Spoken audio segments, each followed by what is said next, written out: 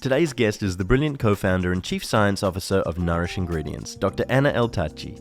Originally set on becoming an archaeologist digging through the ancient burial grounds in Lebanon, Anna's journey took a left turn into food chemistry, biotech, and ultimately flavor innovation. After working in fats and oils at CSIRO, she co-founded Nourish with a bold vision to revolutionize the taste of plant-based foods by recreating the fats that give meat and dairy their unmistakable deliciousness.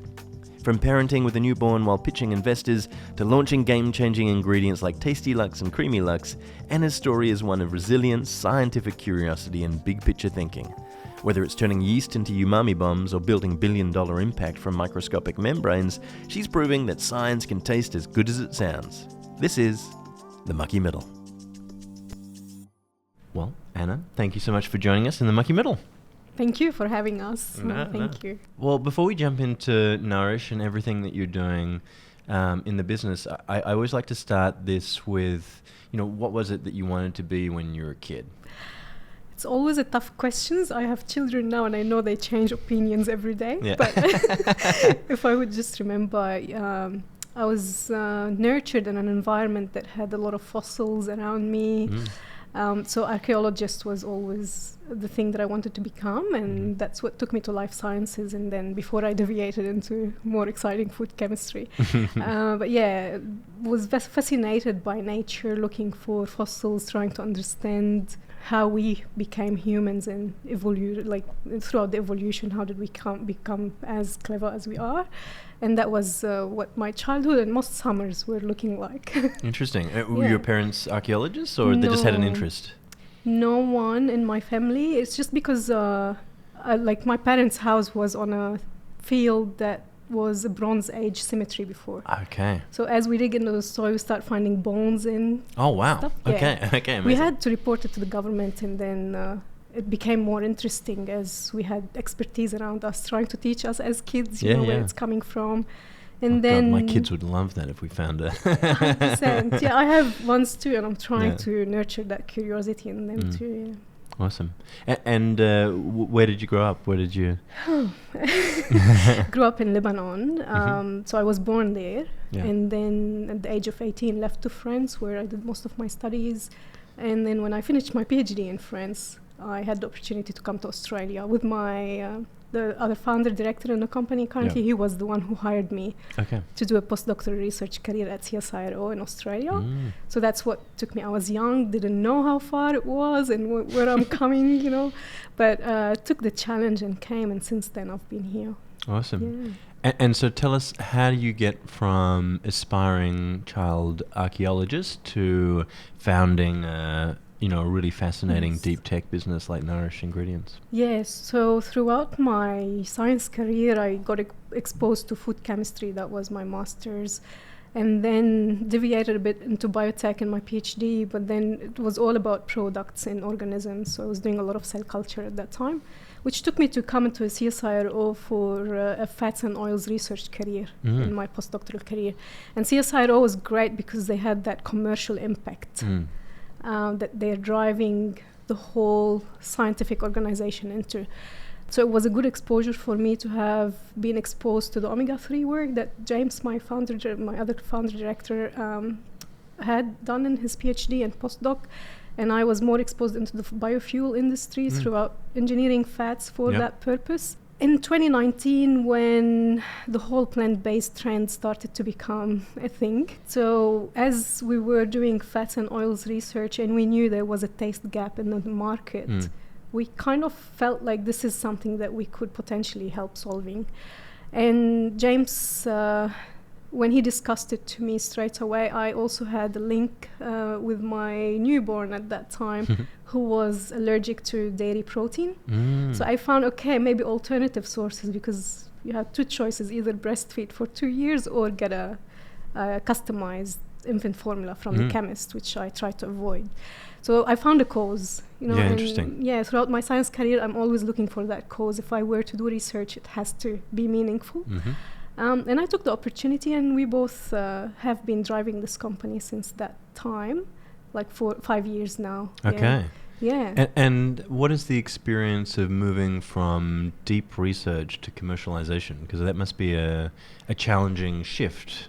I would say it is a challenging shift, but because, as I said, at CSIRO, we were developed as a postdoc. We had this privilege to be exposed to commercial impact. So most of the funding that we were trying to get to develop projects internally were driven by clients and market needs. Yeah. So that was a basis that we already had, and we took off from that point. I'm never a person who was looking for fundamental science. I always need to see how it's used to be excited about it, or have a cause behind it. Yeah, what's the point of doing this? Point What's of the doing output? this. Yeah. So in my PhD, I chose the subject. I had few opportunities there, but I chose the subject that was more biotech, finding cures or trying to slow down Alzheimer's disease through natural products. And from my heritage, I know that Alzheimer's disease is carrying throughout the genes. So yeah, it's always that. It was the whole. It is the challenge is like really okay. You were supported by an organization who was helping you to drive that project through at CSIRO, but now you have to stand up on your feet and do it. Sure. You're backed by investors, but you still have to do the whole 360 yourself every day with a partner to scale it, to take it, establish it. And the challenge we had at that time was COVID, so it wasn't very easy for us. We had to manage all of that, and it feels like when you're 18 and leaving parents behind and trying to live independently. That's the feeling. Yeah, amazing. Well, you're 5 years independent, and business is good. Tell us a little bit about Nourish. Give us kind of like the elevator pitch. Yeah. So we're changing the taste of the plant-based foods. We're really driving that 1% of fat into a piece of burger to make it taste like the animal kind. And we've solved that in the meat as well as in the dairy.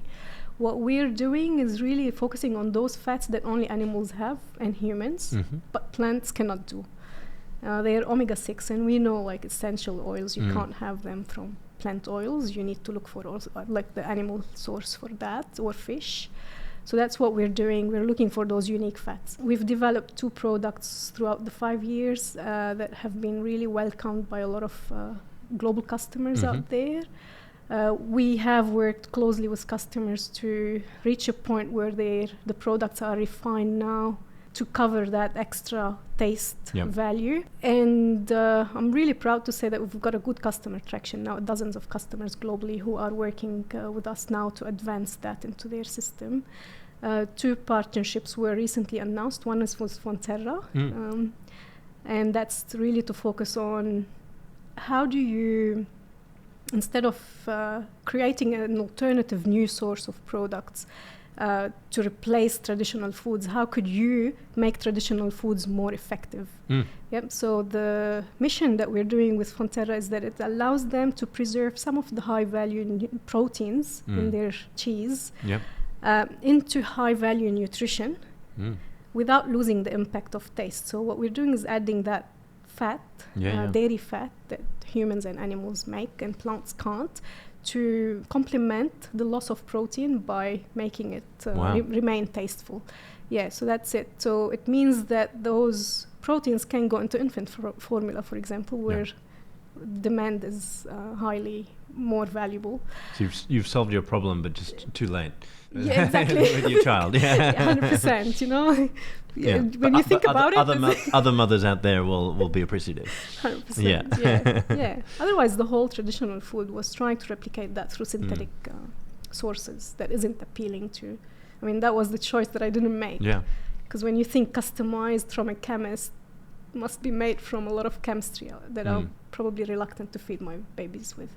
So trying to do that. So the fats that we make are based on fermentation, natural sources. So we have found this strain where we made omega-6 for infant formula. But instead of taking the triglycerides part, probably the audience is familiar with, we went into membrane, so the polar lipids.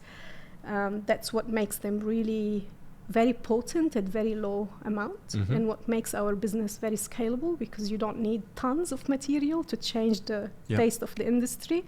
You can do with very small amounts. And so is this like precision fermentation? Yes. It is precision fermentation, but it's non-GM. Yep. It is natural, and it's the same way as you brew beer. Yep. Just ferment that fungi. I had Michelle from Cauldron on a few months ago, and Yes, we have, throughout, since the start of Nourish, we have been working together with them. They were the ones who helped us cultivate the strains, develop processes, and tasted the first material that we made was from Cauldron. Yeah. Very cool. Yeah. And your team makeup is quite unusual too. You have chefs, and tell me about, I guess, building a team now that you have, I guess, the technology and to commercialize it. That must be quite different people that you would normally have worked with in CSIRO. 100%. You start with really focusing on the science skills that you need to create the concepts, and then as you move up to demonstrate the concept and take it into a minimum viable product, you need to look at the hands that can put it in a meal to help us taste it and realize the impact of it that microscopes can't tell, but our perception can. We started with a team of scientists, about 10 at the start, between synthetic biology and food, deep food science, and then moved into culinary application, so we can convert that into a recipe. And now we're focusing on scaling up our commercial team with sales and business development to help us advance with the customers and launch pretty soon. So it does change. The mindsets and the skills that you need from the first day are different to what you need, and that applies to the founders. Like James and I were never the same people at day one. Yeah, I think that's true for most founders, is that you have to kind of continuously be embracing new ideas, new people, new points of view, and rolling with those punches. How do you find that? That's where excitement comes. Yeah, great. I don't know, our nature, you could tell from an entrepreneurial ambition that you would have, for example, is that you get bored when the day starts to become more routine. So what excites us is like, okay, we wake up on a new schedule every day, we learn new things, we try to hire the people who also are able to teach us and cover gaps that together we cannot solve. And that's where I find it mostly exciting. It's moving along, when you start surrounding yourself by really interesting people with great ideas that you don't necessarily have experience around. 100%. It's the learning, every day. It gets challenging really when, and that's something that we've learned, is that when you've hired people and build that phase and you have to move on, it's really continuing to coach those mindsets to move along. And sometimes it's difficult if there's no intrinsic ability, kind of. Or that curiosity and ability to shift and move as well. That's right. And the comfort that you have to find in the new phase. So that is a lesson that I've personally learned, is that when you hire people, you probably give them 2-year goal, but be upfront in expectations and how the company will move. And that is helpful for them. They are able to go and, use those 2 years to gain skills around. And that's the beauty of startups, that you get exposed to all cross functions in one day and are able to be in a small team, very diverse, and learn a lot. So as upfront as you can be from day one, it enables them to be skilling themselves for the next opportunity if the comfort is not there for them in the next phase. And we're applying that now ongoingly.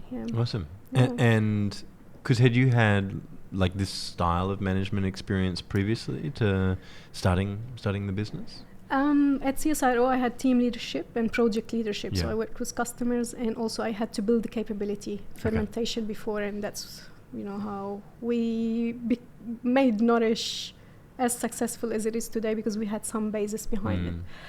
Now, to that extent, I would say no. Especially during COVID, you're never prepared to have to build a business with shortage of talent. And mostly, in food, as we know, the food talent is mostly abroad in Europe as well as in the States. So how do you attract them without visas? How do you figure out how you do things remotely and manage your leadership to be also, productive here and there? Never that prepared, I'd say, but we've it's part of the learning as well, and we had to work a lot on ourselves. The founders are never patient enough, so we had to compromise. You're never moving fast enough. That's exactly. And how did you find? I mean, I always find it interesting, I guess, how founders find each other and that relationship, because it's a very close relationship. Yes. How do you find that with? It's just yourself and James? Yes. Yeah. Just myself and James, and we've been really working closely together since 14 years. Yeah. Yes. Right. Yeah. So you have a good, strong foundation there. Very strong. Yeah. Yes. At CSIRO, so he was like 3 years ahead of me. Yeah. At CSIRO, when I was a postdoc, I used to go to him like, "Can I shadow you?" He was like, "I'm not sure what you're expecting, but feel free to." We started really as two colleagues who were with the same, I'd say, ambition, let's say, and the same, not corporate-like people. We were rebels at CSIRO. So I had a very good relationship with him, and he was the one who I would go and talk my problems through with. And he was a good mentor and a good coach. So today we complement each other and have been since the start, where he has fundamental science, factual science knowledge and expertise, and I'm more hungry for commercial impact. So I tend to do all the business models today. And I tend to solve the comments problems, technically high level, real life problems. But James is able to bring the facts and is able to coach people and mentor people, and we create a good balance. Yeah, awesome. Good yin and yang. Yes, yeah. Yeah, interesting. And talk to me about your day-to-day. Like, what is your role as it is? Because I know as a founder, you often wear many hats. So again, as I started, I needed to build R&D. So that was R&D, IP, heavily IP.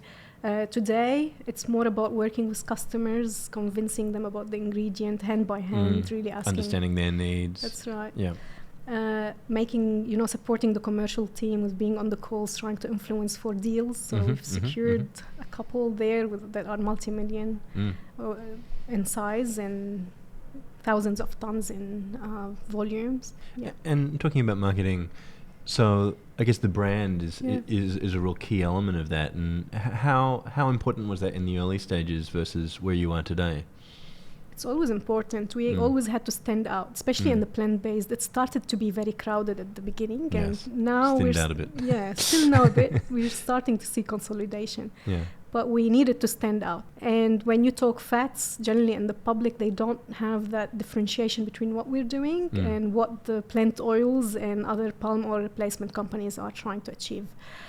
So we had to put a lot in our messaging, a lot of demonstrations and marketing events to stand out, and we've done it really successfully. Also, behind the scene, working with customers, they're starting to realize the difference and why the economics work here may not work elsewhere. From a brand perspective, we were trying to rebrand to make the name shorter, but we decided to keep it because that's what makes us more of ingredients, nourishing ingredients.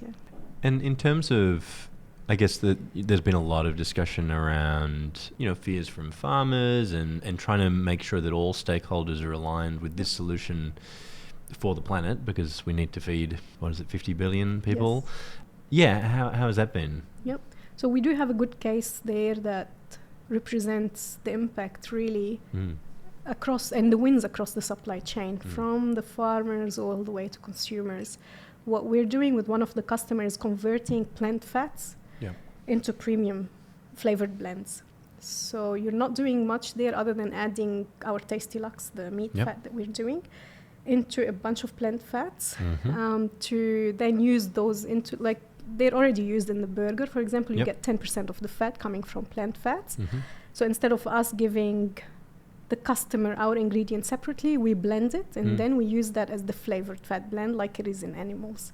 So that helps the palm and coconut oil producers in Asia convert their pricing from commodity into premium offerings. Interesting. And the functionality of their fats go from commodity, neutral taste, into really tasteful like animal content. So there's economic impact there. They're able to return 4 times more value without having to expand on land. So they don't need to grow more palm or coconut and cause more deforestation around. But it's really offering to consumers those natural products in a better package. consumers will get, instead of having all these synthetic compounds that are added in a flavor mix to make it represent the taste that we enjoy, and we're still not there, consumers are able to get less ingredients on their labels. So yeah, that's in a nutshell how we're helping farmers and consumers at the end of the spectrum. And sorry, can you double down on the less processing? So because you're precision fermenting these solutions in a way, it's actually less processed. Yep. Is that right? It is less complex, let's say. Less complex, yeah? okay. Yeah. So on a label, usually in a flavor mix that you get when you buy chicken flavor, it's not just one ingredient. Yeah, you've got MSG, salt are the two main compounds, but also a lot of other synthetic compounds that are made through chemical or maybe some natural ways. So Tastelux is just that one ingredient. So you're trying to replace a bunch of complexity with a simple natural flavor. And how does that work in terms of legislation and, being able to call it natural and all of that sort of? I imagine that would be very complicated. 100%. And, we have two products and we're learning the two are not the same. Yeah. And in each country, it's not the same. So we're working with a lot of jurisdictions at the moment on creamy lux, the dairy fat. We have more flexibility in terms of that it's not novel in its composition, and we are able to move that along. Depending on the jurisdiction, sometimes it might go the other way.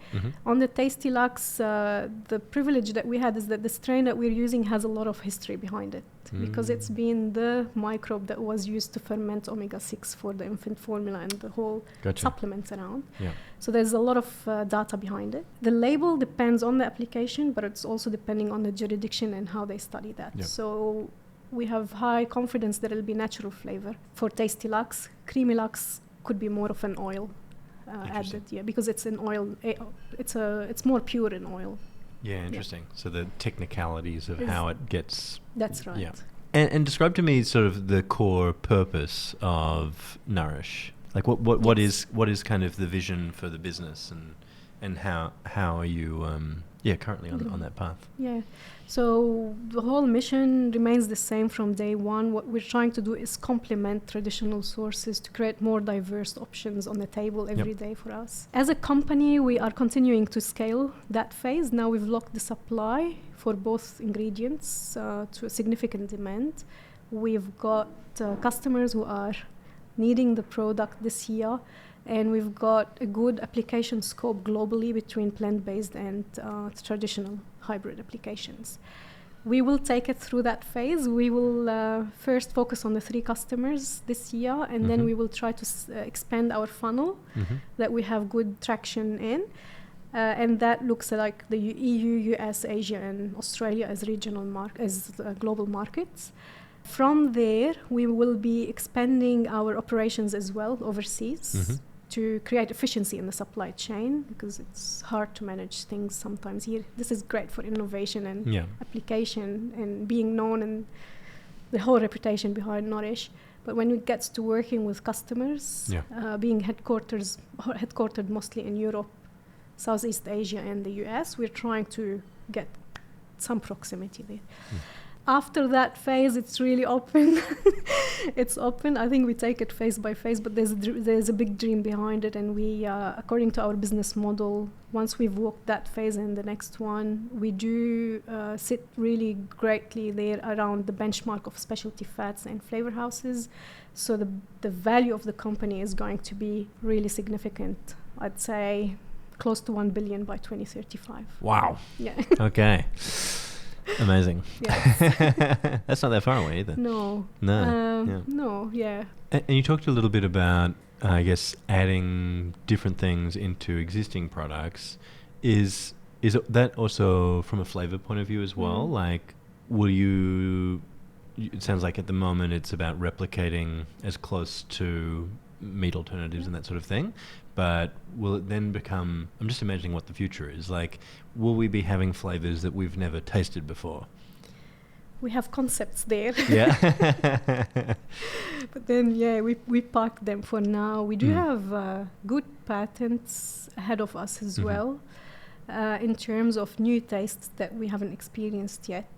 We haven't gone that far to apply them and cannot describe what they taste like yet.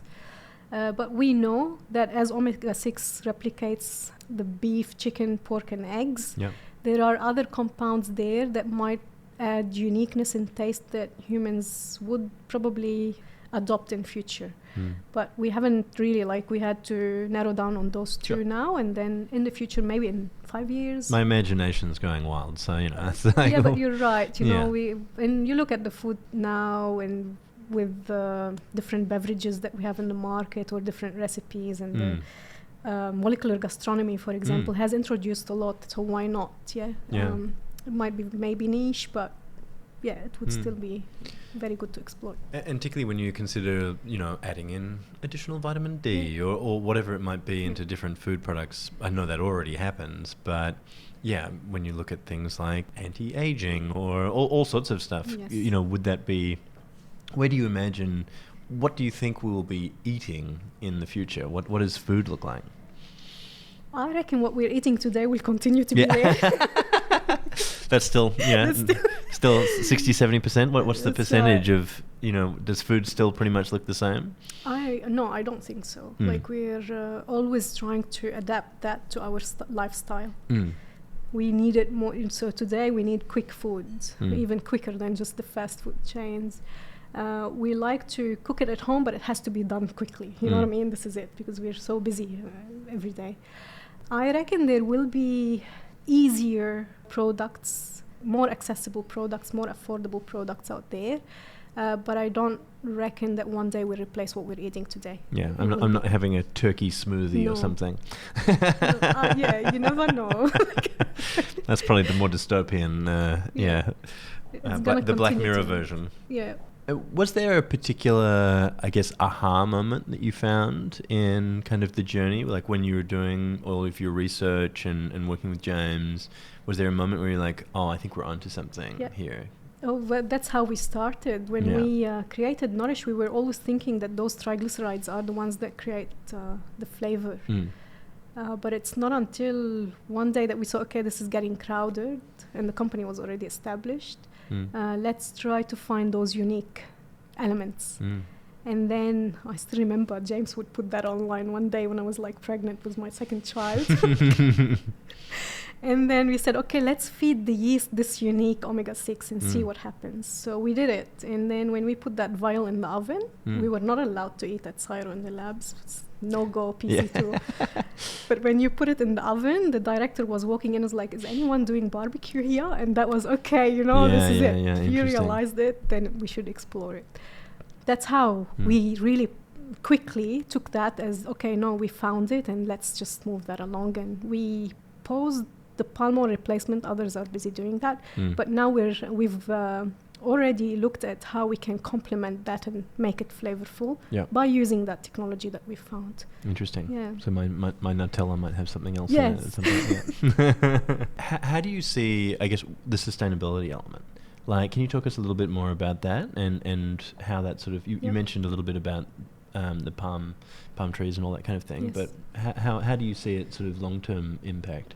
Yes, what we know today is that for us to continue to find food sources without compromising on nutrition, you need alternatives. Yep.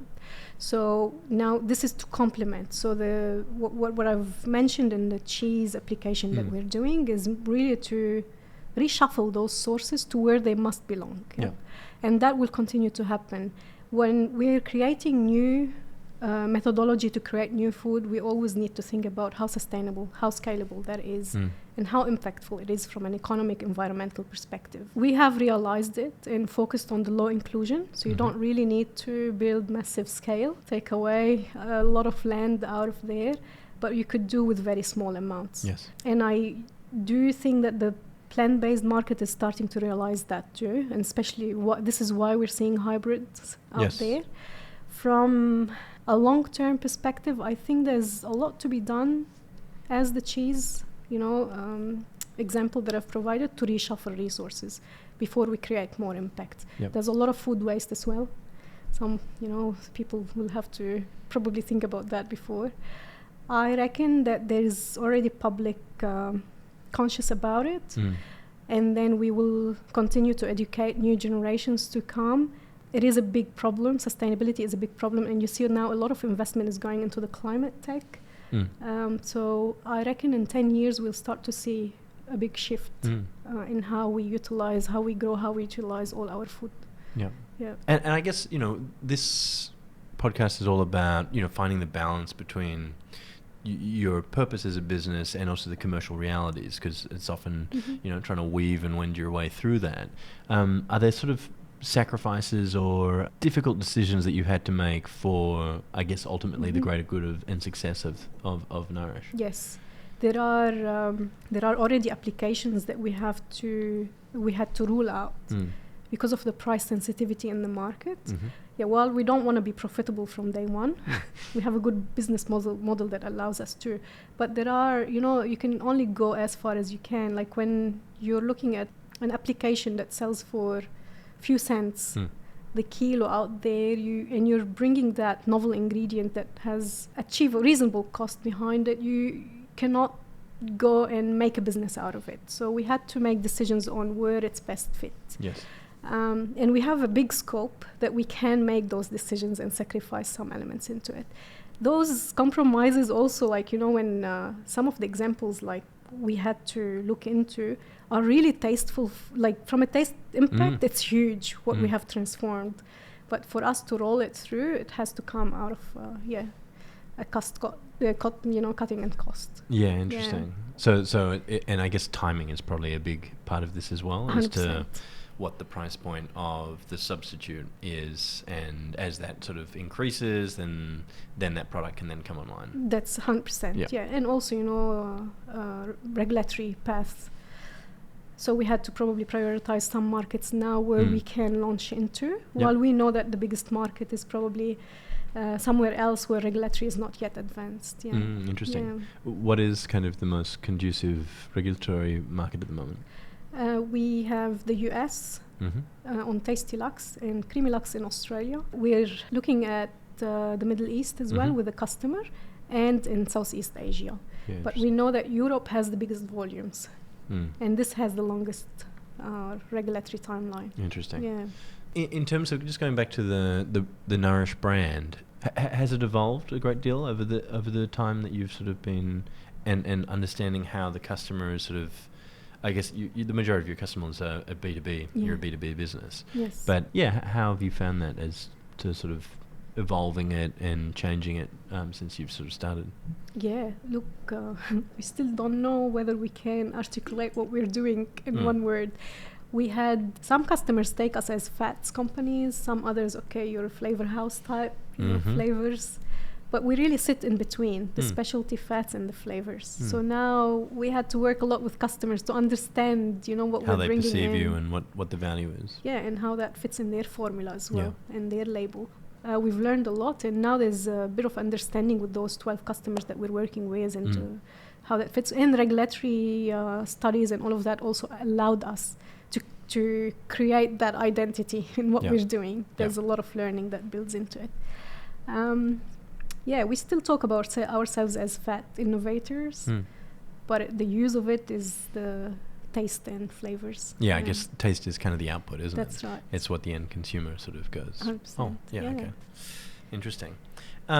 What's kind of been the biggest challenge to date? What's been the time that you're like, oh, this is a tough one? Yes. The tough one is really the sales. We have a good customer traction. How do you convert that into meaningful dollars is the number one top priority now. And is that being impacted by kind of the cost of living crisis and all of these kind of other externals? Being impacted by regulatory timeline. Right. So in the corporate world, for a new ingredient to come into the system and move along the commercial sales priorities, it has to have all this checklist all ticked, all the boxes ticked.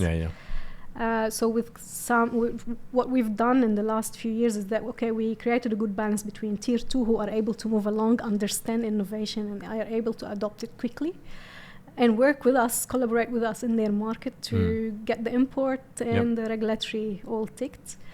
And the tier 1 who are the ones with the biggest potential, but are slow because they need everything to be ticked ahead of them entertaining it. So that is the balance that we have navigated last year and until, and we have been able to secure some contracts with two sides of the spectrum. Yeah. The challenge that we perceive is really lack of patience on our side. Yeah? Yeah. We're so impatient, and we want to see that being used. What we also feel good about, let's say, is that, okay, we have done more than 550 tasting all over the world, and South by Southwest was one of them, and mostly good positive feedback. And if there was like a good constructive feedback, we take it on and develop further the product for that to happen. We know that the ingredients are well received generally, especially with the consumer research studies that we've done in the US and Singapore, where we saw 30% increase in purchasing intent. Yep. And consumers cannot differentiate between the real chicken and the nourished chicken. But yeah, how do you convert that into dollars is that phase that we're heavily focused on now. Yeah. But that would also be in partnership with the businesses that are presumably 100%. Have the B2C business. Yeah. Yes, and we've done a lot of work with them in terms of cost analysis to understand the benchmark and how we both can win and the whole supply chain can win. Yeah, I think we're at the end of that now. Yep. We're confident. We've got 3 customers. We're focusing on those first.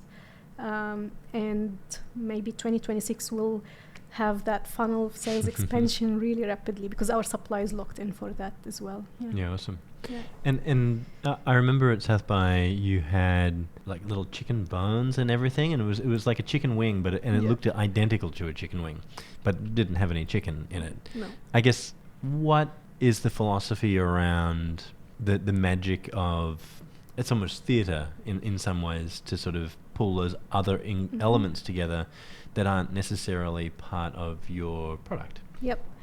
It comes from the fact that in the first 2 to 3 years of the plant-based market trend, we saw a lot of burgers, a lot of chicken nuggets. Yeah.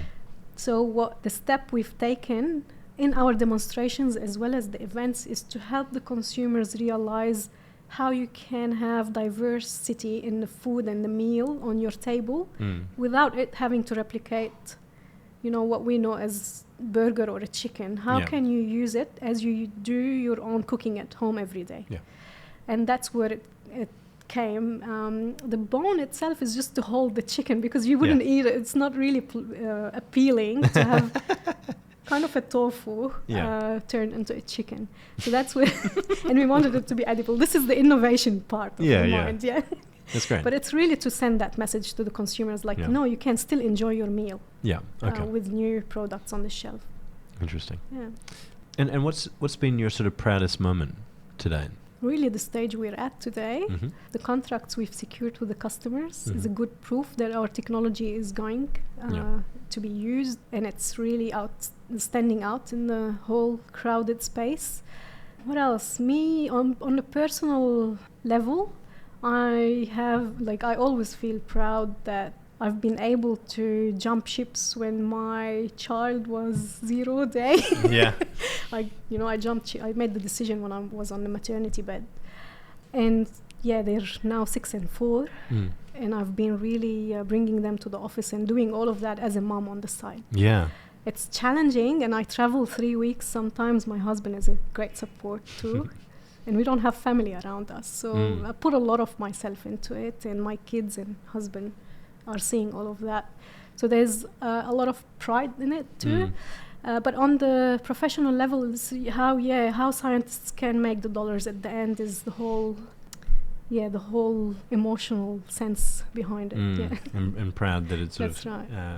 Coming all together. Yeah. In terms of the work-life balance, I mean, I've got 2 kids as well, and 4 and 2, and it's hard to find the balance. And do you believe in like a work-life balance, or is it more about integration on your terms? I'm a very advocate about it. Like, I do know that we all can work anywhere. The office is great to foster collaboration and create, foster creativity and diversity of thinking that can maybe happen remotely but not as effective. But for anyone, all parents or caring for pets or whoever needs to care for themselves in the gym, as I always say in the office, we should always be able to work while caring for something. And I do show my example in how some investors also talk about them having memories of me with a newborn on my shoulder and helping James and like trying to get the investment and the round all together. It is possible. Yeah, Yeah, it is possible. Like, why not? And I advocate for that, and I always look for, and that's something that we have accomplished at Nourish, is that gender diversity and cultural diversity are already there without having to do much effort in it, because we've got that in our mindset. Yeah. Which is somewhat unusual in this space. You know, there's a lot of discussion around male founders versus how many female founders. You know, do you find that, is that tricky? And is that, or are you kind of really excited to be sort of at leading the charge and bringing more female founders and other people up with you? It is tricky on the individual because it's very tough. Like sometimes I have my moments when I'm like 3 weeks away and have to bring my mom over and sort the logistics behind. It is tricky also from an investment perception, I'd say. There's preference still in there, I'd say. I wouldn't say no. Yeah, but and on me personally, I have to sometimes make a lot of effort in communication to be heard somewhere, not in our Nourish and board at the moment, because James has been since the start, you know, outside Nourish as well as a coach and mentor. And the board is very supportive of a female founder. Example was Cauldron, you know, and myself. We don't see that with us, but I do know that it's there with other colleagues that I hear about. Interesting. Yeah. What advice would you give to people thinking about starting a business, and particularly in like the deep tech space, because it is a kind of a different beast? You have to have a lot of passion for it. Yeah. And you have to have a high resilience and a big faith. Yes, otherwise it's tough and not everyone can do it. That's what I say. However, that's what I also say to my team members. Don't be afraid of taking risks. It's always that illusion in our mindset that's looking for security. And I've gone through that by having to, leave CSIRO, the role that I was enjoying and loving every day, into taking that risk and tough situation and then doing all of that. The decision that I took was based on my inability to live with regret. Yeah. I prefer to fail than have to live with a regret or the feeling if I've done it. So that's what I say to everyone. And the illusion, I had it like a newborn with me. You know, I don't have my mom nearby. How is that gonna be? But I didn't let that stop me. And I took it on. Yeah, very awesome. You talked a little bit about resilience. I guess, how do you find the energy? Like, what is the thing that really keeps you charged and being able to keep going against difficult situations? Yep. Where do you find your energy? It's the faith, really, that we have a good business model that is very unique, and all the demonstrations that we've done globally already, succeeded. Like, they were very successful. It gives me faith that we're on something here that works, and I need it to work. Like, this is it. It needs to work, There's no other choice. Other choice. We've gone that way, and it has to be. And the interaction with the customers, all the trips that we do, and be there when we're listening to their feedback, when they're consuming the meals that we make, is all motivating. And that's where we had good feedback, good result, let's move. I don't let it in my nature. I have very high level of resilience just because of how I've grown up in war zones, and let's not go there. But, but I was raised in an environment where you appreciate time, you appreciate unique situations. So if you have something that's really precious, you have to really nurture it and lead it to something big. And do you have particular tricks in terms of managing your stress and I guess all of these things that are happening in your life as well as personal life? Are there certain things that you've sort of found to be useful? 100%. Gym. Yep. Sometimes I go to the gym during work hours, and it's a good thing to leave the stress out. I was doing more of that before Nourish. Now I just, when I have half an hour, I don't waste it. Yeah. And my kids. And I feel like I'm dragging them too much here, but I do feel like, that 1 hour, 2 hour play every night is a good, like it brings you back into the child mood, and it's very relaxing and enjoyable. So these are the two.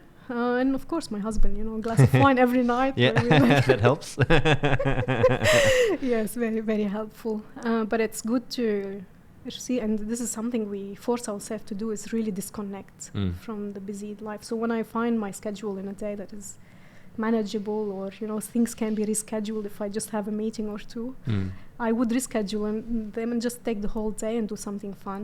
Otherwise there's a huge risk of burning out, definitely. So we're very aware of that. So taking the opportunities as they arise. Yes, even if it's just shopping, that's fine. For me it's my bike ride to and from work. That's kind of my disconnect moment. Yes. Otherwise I'm kind of constantly that's on. Right. Yes, but that's right. And then we are quite isolated in Australia. And as you mentioned, Europe is a very large market. Obviously, America is a very large market. Yeah, how amazing is it that we have all of these startups in Australia that are leading, in a lot of ways, sort of this kind of food revolution? Yeah, why do you think that is? Because of the innovation. Why are we so innovative in... CSIRO, and who created Wi-Fi? Yeah. Bluetooth. Yeah. And the universities. Exactly, Tasty the omega-3 with James. It's the innovation. It's a great country here that supports R&D. And when you look at the incentives, yes, we're looking to expand operations. But when you look at the incentives that this country brings, in the R&D rebate was 40%, nurturing. So a startup, can benefit from that. And the love of food. We always love barbecues here. We wake up for a barbecue on Sundays. So there's that already ecosystem that's already here. Now, when it comes to the market itself, this is where it becomes challenging, because the food market in Australia is small even for traditional businesses. Yeah. So that's where we would either look at exporting, if production can happen locally, or benefiting from an operation of overseas, but it doesn't mean that the whole innovation has to go. Yes. The innovation is best to be placed here. Yeah. Yeah. The fermentation might happen anywhere in the world. Yeah. Yeah, and we have a good sugar, supply here. So when you look at the whole joining dots everywhere, you have to think about where is certain operations in the business are best placed. Yeah, interesting. And that's where we're making decisions. We have expanded into Singapore for the pilot facility. That's because Singapore was driving and being the lead in the regulatory legislations and new codes for alternative foods, but also the investment there, ecosystem, and every corporate company we're working with is having an open innovation kitchen or facility in Singapore, so it's great for networking. Yeah. But when we're looking at co-manufacturing, we have locked in the supply in Australia for Creamy Lux and in Asia for Tasty Lux. When we're looking at the volumes, we know regional is small, Asia and Europe and the US are going to lead. Yeah. So that's where, That's interesting. It's tough, but I think you can make it work by diversifying operations. Yeah, awesome. And then finally, what advice would you give yourself if you're talking to the aspiring archaeologist? What would you say to her? I wouldn't change my path, to be honest. I still do the archaeologist thing when I have free time with my kids. Not as much here, but when we travel. Unusual things in Canberra? You go bushwalk as much as the sun would let you be out. But it's a different nature. Like when I came to Australia, I was so amazed with how the whole biodiversity is different from the rest of the world. The advice that I would give myself is maybe make decisions quicker in some aspects. Yep. We have learned a lot through the regulatory path that we have done. And depending on which consultant you're talking to, and it's a new space, sometimes you have this gut feeling like this is not sounding right, then you have to change it really quickly. That's the only thing. I wouldn't change my path, definitely, because all the diversity that I had throughout my master's, PhD, and postdoctoral career is now lining up together. Yeah, interesting. But trusting your gut and That's right. making decisions faster. That's right. Yeah. Interesting. Yeah. Well, thank you so much for joining us. It was wonderful to have you also here at Paper Moose HQ in the bunker. Thank you so much for having me. It's been really enjoyable. Thanks for listening to the Mucky Middle. I hope you enjoyed this episode as much as I enjoyed having the conversation. If you did, please hit the subscribe button wherever you get your podcasts, and if you feel so inclined, give us a review. It really helps other people discover the show and gives me a little dopamine hit as well. If you'd like to get in touch, you can find me on LinkedIn or shoot me an email at nick@papermoose.com. The Mucky Middle is a Paper Moose production. Music by Caleb Jacobs.